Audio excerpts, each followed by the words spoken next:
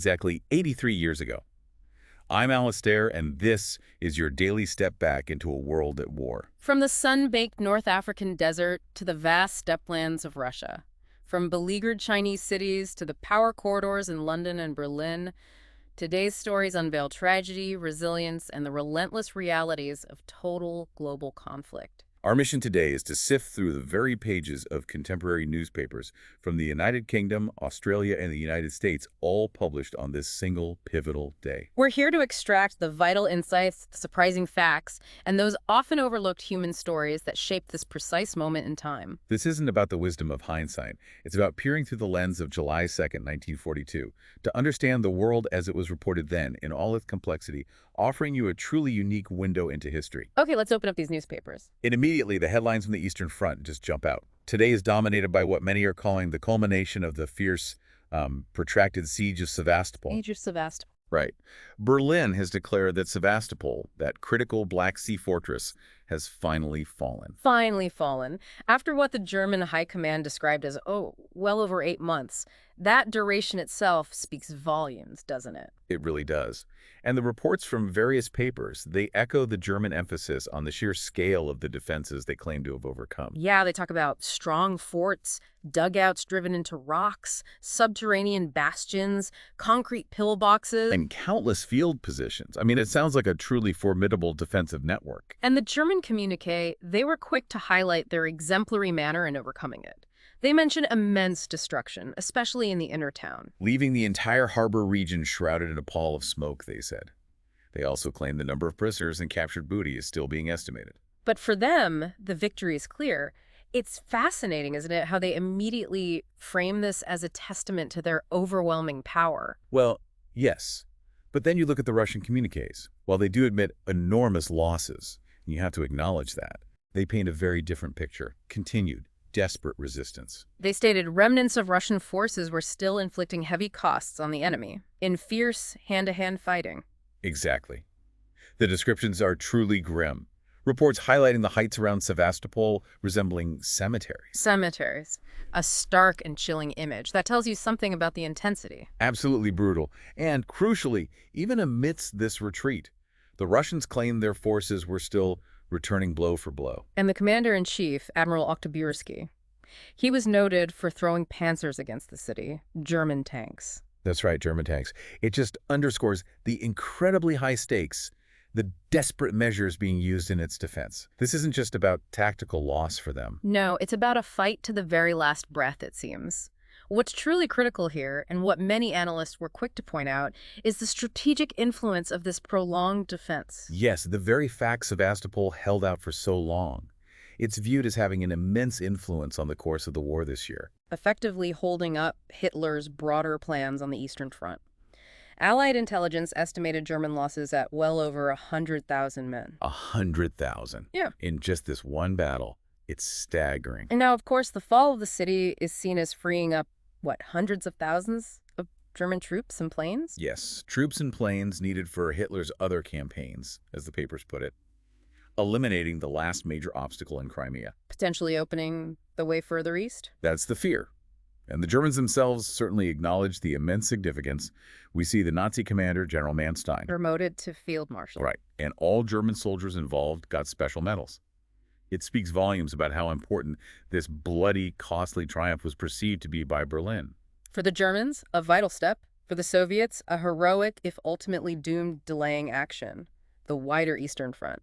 Kursk offensive widens. Beyond Sevastopol, the newspapers today are also shifting their gaze north to the broader Eastern Front. Right, where German forces are reportedly attempting to extend their offensive along the entire Kursk front. Kursk. That's about 170 miles north of Kharkov. Roughly, yes. So we're talking about a significant new push here. Berlin has officially described Axis troops as having gone over to the attack. Openly acknowledging this as Hitler's Great Summer Offensive. And there's even a hint in some reports that attacks of a similar scale could commence, at any moment in other sectors along this vast front. Suggesting a coordinated massive assault. What's fascinating here is the Soviet response. Well, their reports indicate that while the enemy did advance slightly in the main sector, they only managed it by bringing up enormous reserves. Which suggests the immense resources the Axis is committing to this. Absolutely. Berlin, for its part, claimed fortifications had been breached at several points before nightfall yesterday. But the Soviets weren't just retreating, were they? No, not at all. We saw reports of an initial thrust from the Gazetsk area, that's about 112 miles west of Moscow. Right. That was reportedly stemmed by a swift Red Army counterassault. And that action alone resulted in, what, 2,500 enemy casualties?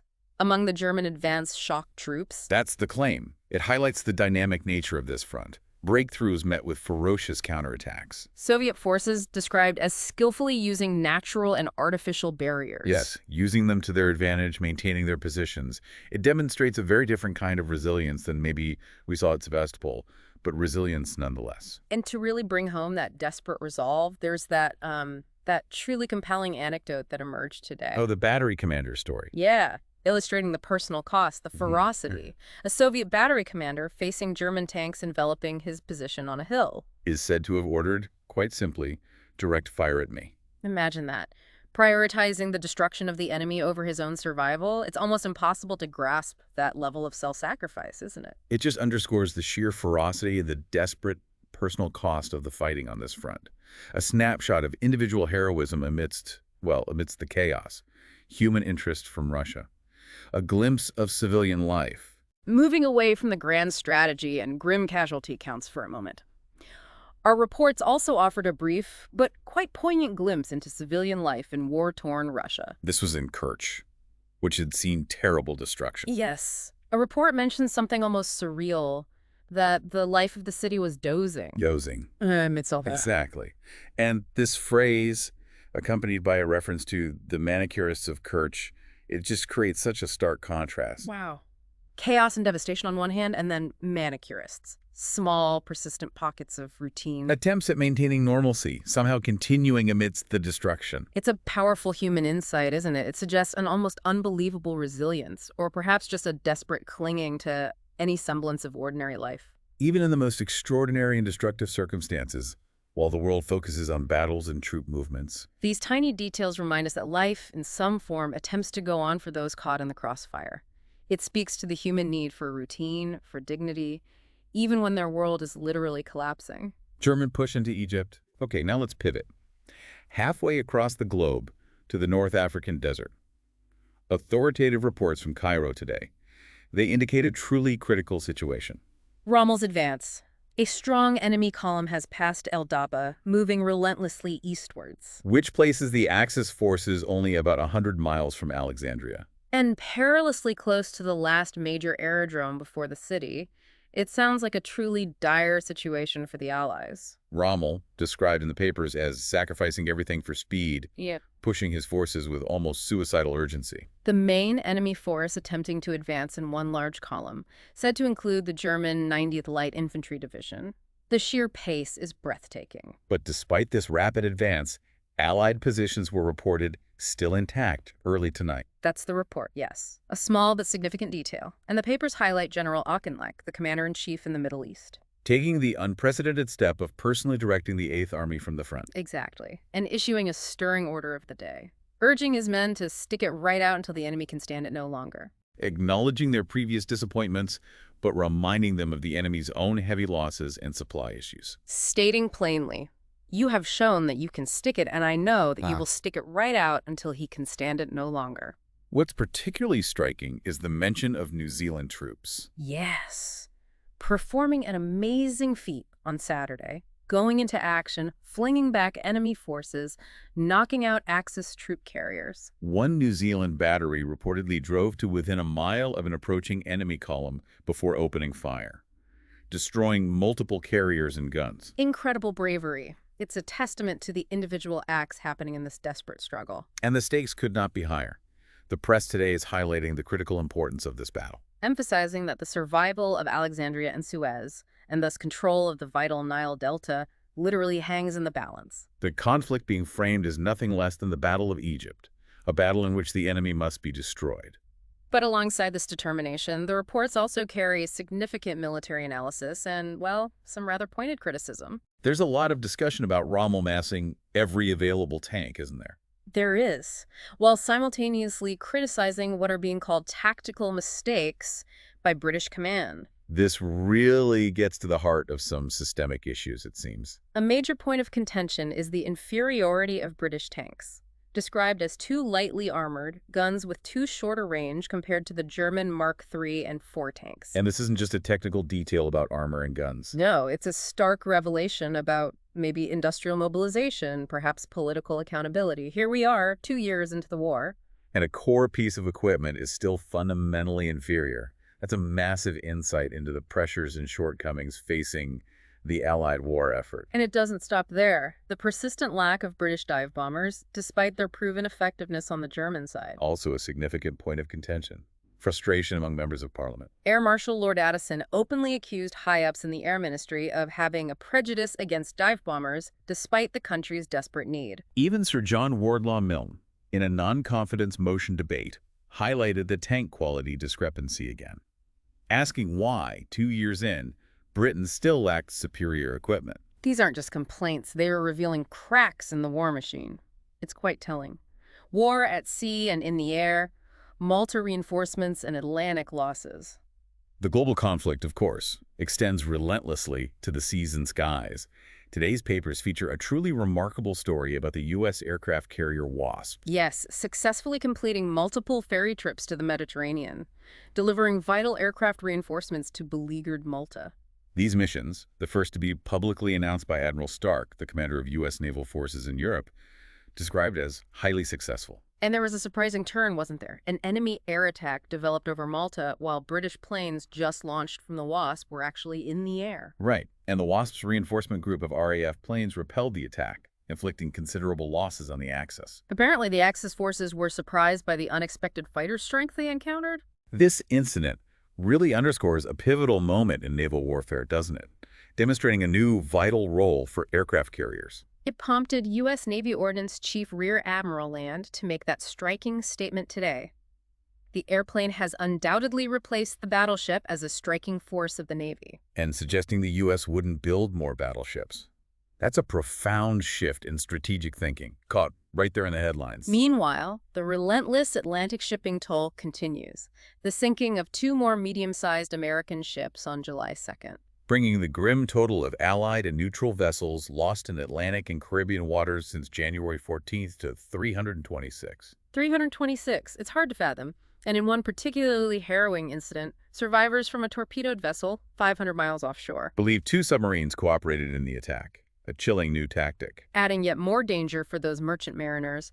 And speaking of U-boat activity, there was that other incident. The Argentine freighter Rio Tercero, highlighted by an Argentine newspaper. Yes, the outrage stems from claims the U-boat actually interrogated the crew about its nationality and cargo before sinking it. An act vehemently condemned as displaying contempt for neutral rights, deemed not satisfactory by the U.S. State Department. It speaks to the brutal realities of unrestricted submarine warfare elsewhere in other air activity. The British port of Haifa in the Eastern Med, a potential fallback if Alexandria goes, experienced a light Axis air raid, slight damage, few casualties. And across the English Channel, German planes conducted scattered bombings along the coast of South Wales.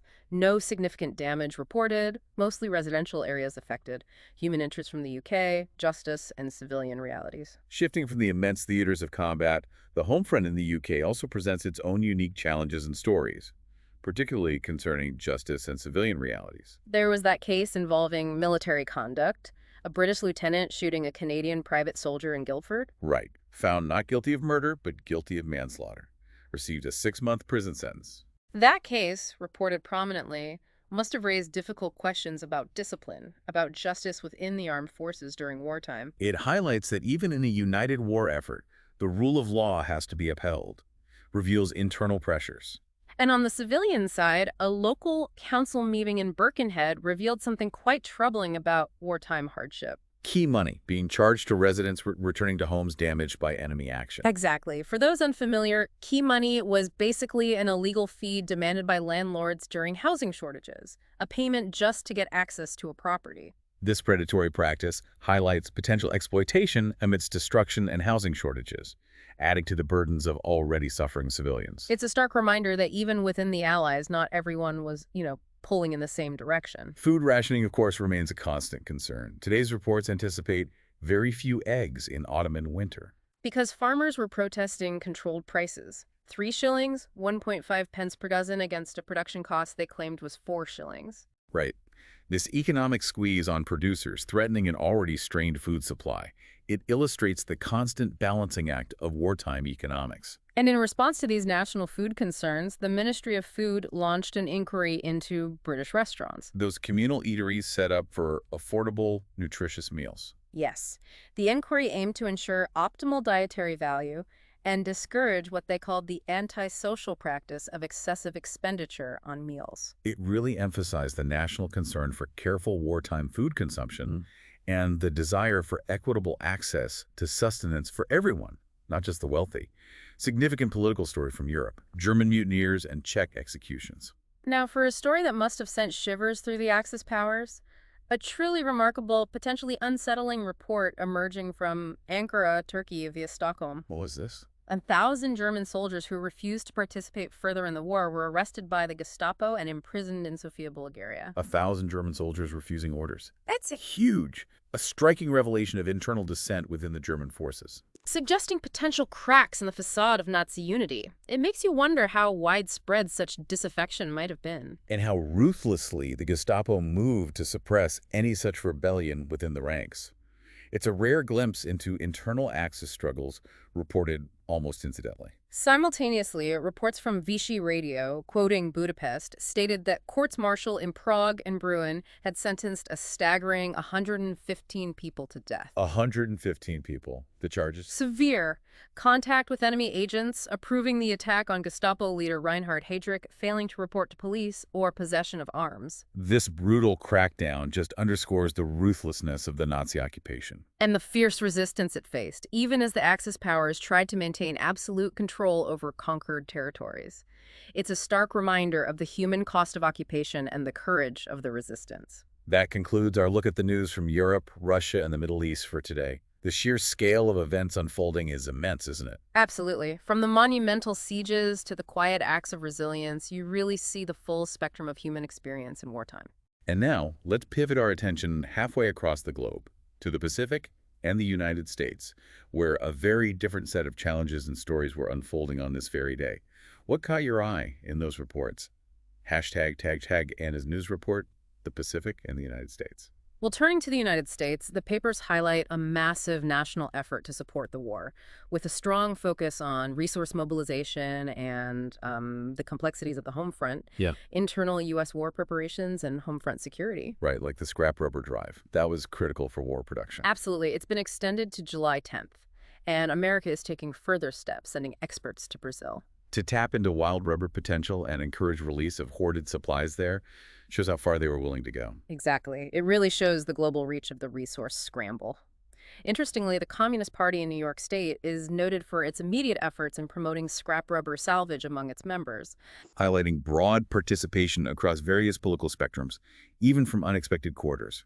It truly speaks to the all-hands-on-deck mentality, even amidst political differences. It does, and those manpower and production issues you mentioned earlier, they seem to be pressing concerns as well. The CIO, the Congress of Industrial Organizations, actively advocating for equal pay for equal work for women. Yes.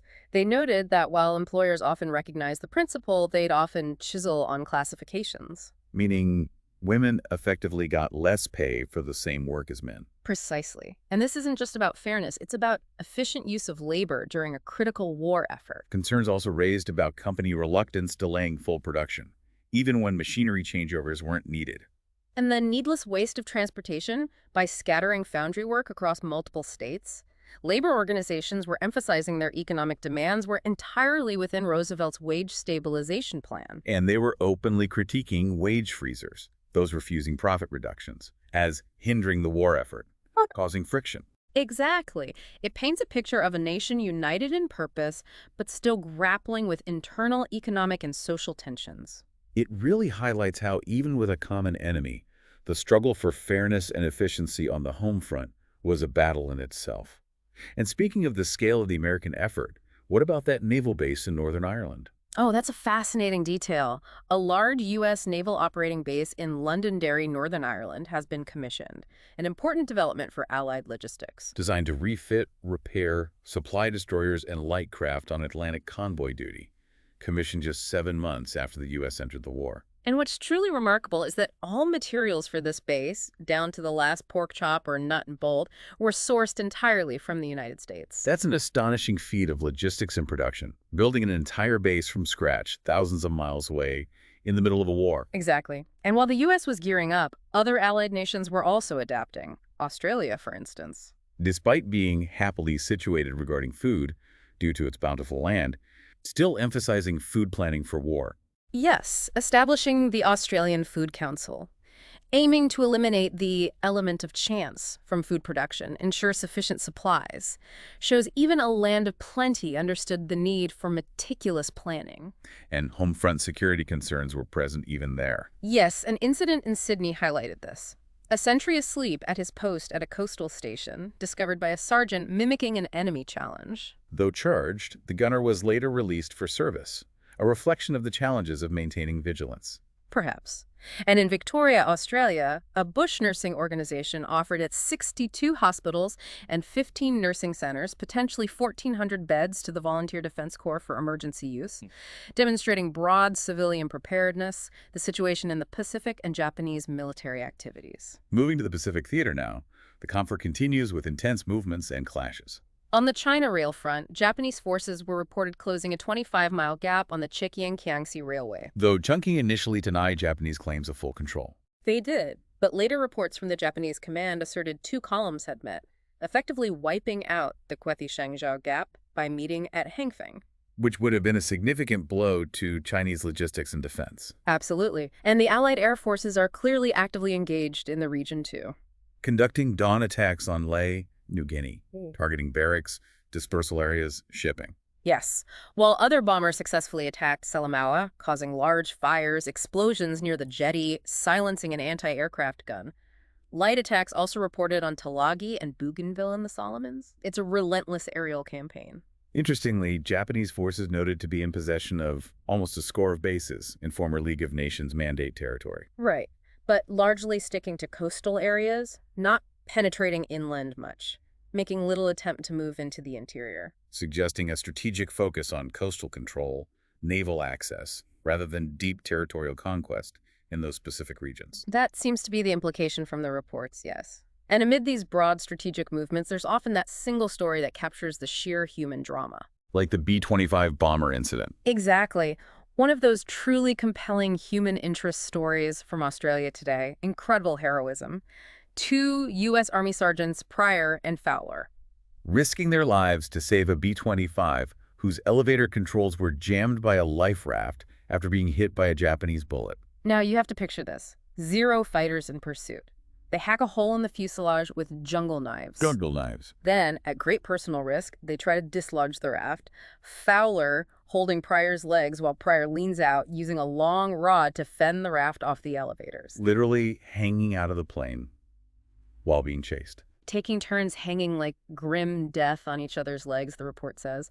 The Zeros pursued for about 60 miles before turning back, probably low on fuel. Their valor earned them citations. It's just breathtaking. Ingenuity, raw courage, desperate measures in air combat. It truly is. To think of that improvisation under fire captured in a simple newspaper report. And in a piece of news providing some relief to anxious families. Yes, a U.S. Navy spokesman confirmed that survivors of the American cruiser Houston and the Australian cruiser Perth, previously listed missing, were safe in an internment camp in Batavia, Java.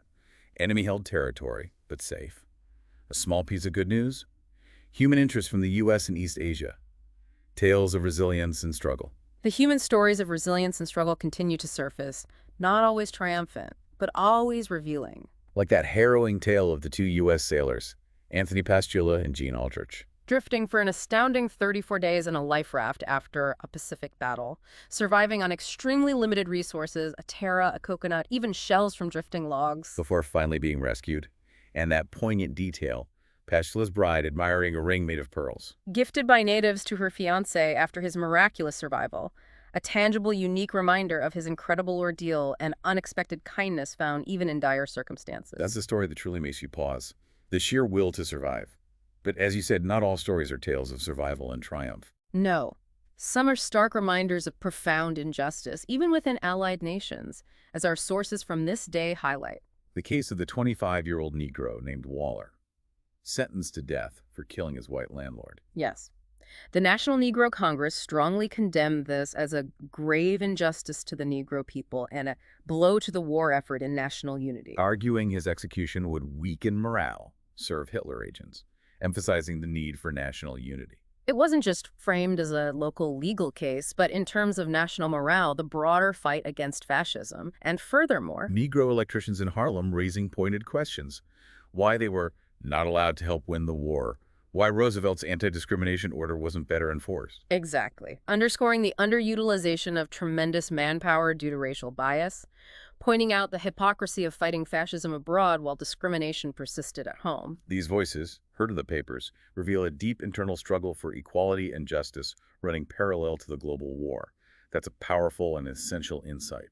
It shows how the war wasn't just fought on battlefields, but also in the very fabric of society, challenging fundamental inequalities. And to add another layer to the internal complexities, that report from the Daily Worker. Claiming to have uncovered a fascist nest within the U.S. itself, citing a former governor and America Firster named Hornby. And America Firster being a proponent of isolationism, generally wanting the U.S. to stay out of the war in Europe. Right. Hornby was accused of organizing a conclave under the Disabled War Veterans of America letterhead, allegedly promoting insurrection against the U.S. government. His writings, advocating fighting only in the Pacific, maintaining defense of the hemisphere, presented as undermining the broader war effort. Yes, challenging national unity. It illustrates the internal political struggles, the accusations of disloyalty that plagued the wartime home front, a constant battle of ideas and allegiances within the nation itself. Outro. As we close the pages on these contemporary dispatches from July 2nd, 1942, a vivid and profoundly complex picture emerges. It really does. From the desperate, month-long stand at Sevastopol, that fortress that bled both sides dry, To the fluid, critical battle for Egypt, where Rommel's forces pressed relentlessly, you see the harsh, immediate realities of total war in Europe and the Middle East. then crossing the globe, we find those acts of incredible, almost unbelievable bravery in the Pacific skies. The sergeants risking their lives inside a crippled bomber, alongside the quiet, resilient struggles for justice and equality on the home front in the United States. And the determined efforts to mobilize every single resource. Consider for a moment how these reports, often incomplete, sometimes subtly biased by national interest or maybe designed to bolster morale. How they form the public's understanding of this global conflict. It's not just about what happened, but what people knew and felt at that exact time. And how do the deeply personal stories, the manicurists of Kerch clinging to routine, the sailors adrift for over a month in the vast Pacific, The tragic case of Waller, the electricians in Harlem questioning their place in the war effort, often tucked away among the headlines of strategic gains or losses. how do they truly reveal the human cost and the remarkable resilience that lay behind the sweeping narratives of the war? What does this single day from exactly 83 years ago tell you about the enduring human spirit in the face of overwhelming odds? And what echoes of those struggles, both military and social, might we still hear reverberating in the world today?